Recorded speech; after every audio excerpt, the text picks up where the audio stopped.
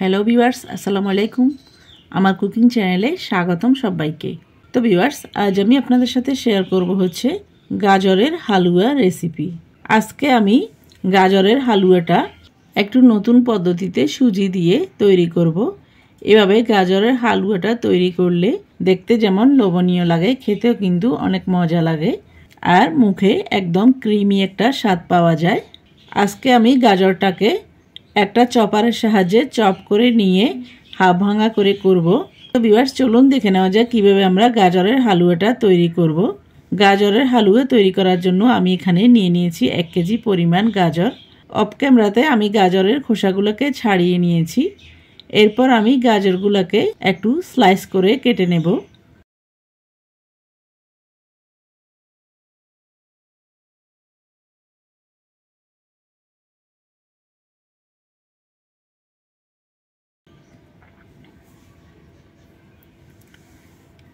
তো ভিউয়ার্স, দেখতে পাচ্ছেন সবগুলা গাজর আমি স্লাইস করে কেটে নিয়েছি। এরপর আমি এই গাজরগুলোকে একটু হাফ বয়েল করে নেব। হাফ বয়েল করার জন্য আমি চুলায় আগে থেকে পানিগুলোকে ফুটিয়ে নিয়েছি। এরপর আমি গাজরগুলোকে ফুটন্ত পানিতে দিয়ে একটু নেড়ে চেড়ে 2 থেকে 3 মিনিট পর্যন্ত বয়েল করে নেব।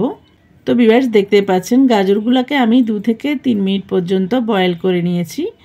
এরপর আমি গাজরটাকে একটা স্ট্রেনারের সাহায্যে উঠিয়ে ঠান্ডা পানিতে ভিজিয়ে রাখবো, যাতে এর কুকিং প্রসেসটা সাথে সাথে বন্ধ হয়ে যায়। এতে করে গাজরের কালারটা খুব সুন্দর আসবে। এরপর গাজরগুলোকে আমি ঠান্ডা করে নিয়ে একটা ইলেকট্রিক চপারের সাহায্যে চপ করে নেব। তো ভিউয়ার্স, দেখতে পাচ্ছেন আমি গাজরের স্লাইসগুলোকে একটা ইলেকট্রিক চপারে দিয়ে চপ করে নিয়েছি। আমি আপনাদেরকে একটা চামচ দিয়ে দেখিয়ে দিচ্ছি। দেখতে পাচ্ছেন গাজরটাকে হাফ ভাঙা করে চপ করে নিয়েছি। এরপর আমি এটাকে এক পাশে রেখে চলে যাব চুলায়। চুলায় আমি একটা প্যান বসিয়ে দিয়ে দিয়েছি ঘি। এখানে আমি 2 টেবিল স্পুন পরিমাণ ঘি দিয়েছি। এরপর ঘিটা ভালো করে মেল্ট হয়ে গেলে আগে থেকে কুচিয়ে নেওয়া কাঠবাদাম আর কাজু বাদামটাকে একটু ক্রিস্পি করে ভেজে নেব।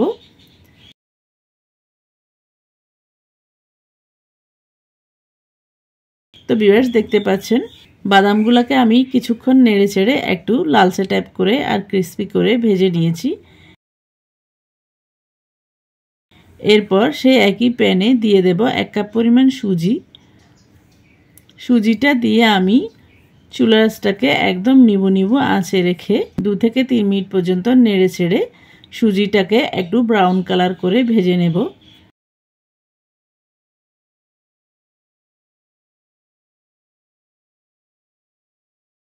তো ভিউয়ার্স, দেখতে পাচ্ছেন সুজিটাকে আমি ব্রাউন কালার করে আর একটু ঝরঝরে করে ভেজে নিয়েছি। এরপর একটা প্যানে দিয়ে দেব 2 টেবিল স্পুন পরিমাণ ঘি।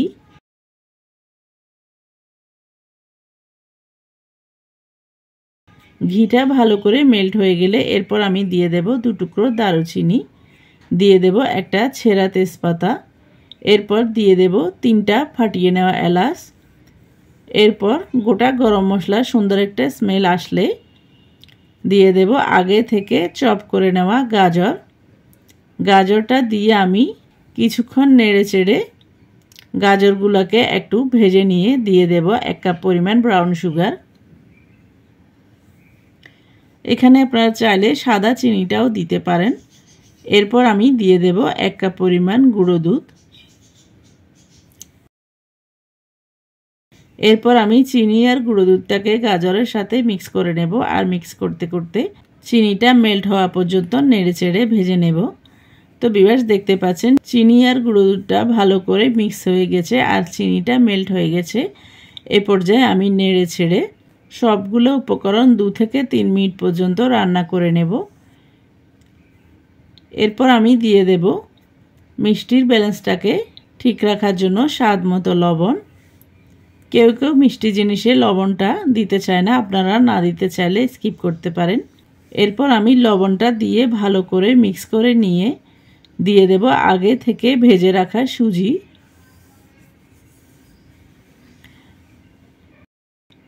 তো ভিউয়ার্স, এখানে আরেকটা কথা বলে রাখি, এ পর্যায়ে আপনারা চাইলে লিকুইড দুধটাও দিতে পারেন। আমার এখানে লিকুইড দুধ দেওয়া লাগবে না, কারণ চিনি, শিরা আর গাজরের পানিতেই আমার সুজিটা সেদ্ধ হয়ে যাবে। এরপর আমি সুজিটা দিয়ে ভালো করে নেড়েচেড়ে মিক্স করে নেব, আর মিক্স করতে করতে সুজিটাকে গাজরের সাথে রান্না করে নেব।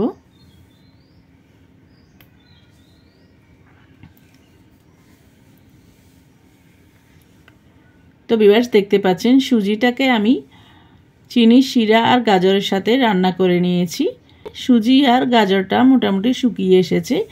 এই পর্যায়ে আমি আরও কিছুক্ষণ নেড়ে চেড়ে সুজি আর গাজরের মিশ্রণটাকে রান্না করে নেব, যতক্ষণ পর্যন্ত না সুজি আর গাজরের মিশ্রণ থেকে ঘিটা বেরিয়ে না আসে ততক্ষণ পর্যন্ত আমি এটাকে রান্না করে নেব। কিছুক্ষণ নেড়ে চেড়ে রান্না করে নিয়ে এ পর্যায়ে আমি দিয়ে দেব ঘি 2 টেবিল স্পুন পরিমাণ।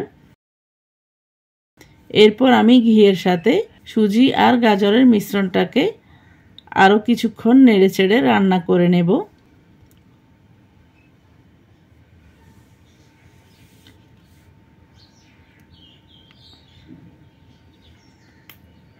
তো ভিউয়ার্স দেখতে পাচ্ছেন সুজি আর গাজরের মিশ্রণ থেকে ঘিটা বেরিয়ে এসেছে। এ পর্যায়ে আমি দিয়ে দেব আগে থেকে ঘিয়ে ভাজা বাদাম। এখানে আমি অর্ধেক পরিমাণ বাদাম দিয়েছি, আর বাকিটা আমি গার্নিশিংয়ের সময় ব্যবহার করব। এ পর্যায়ে আমি বাদামটা দিয়ে আরও 2 থেকে 3 মিনিট পর্যন্ত নেড়ে ছেড়ে আমি এটাকে রান্না করে নেব। বেশ কিছুক্ষণ রান্না করে নিলে সুজি আর গাজরের মিশ্রণটা একদম ভাজা ভাজা হয়ে যাবে, আর ঘিটাও বেরিয়ে আসবে।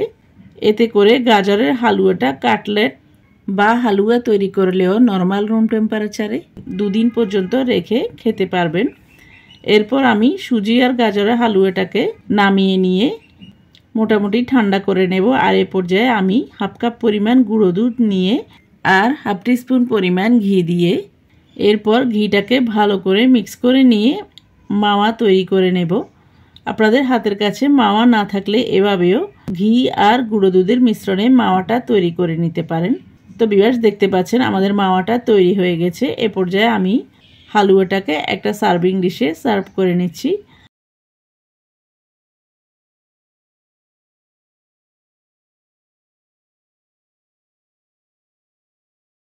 আর উপর থেকে দিয়ে দিচ্ছি আগে থেকে তৈরি করে নেওয়া মাওয়া। এরপর আমি দিয়ে দিয়েছি আগে থেকে ভেজে নেওয়া কাঠবাদাম আর কাজু বাদাম। এরপর আমি দিয়ে দিয়েছি কিছু পেস্তা বাদাম কুচি। এরপর উপর থেকে দেখতে সুন্দর লাগার জন্য দিয়ে দিচ্ছি কাজু বাদাম।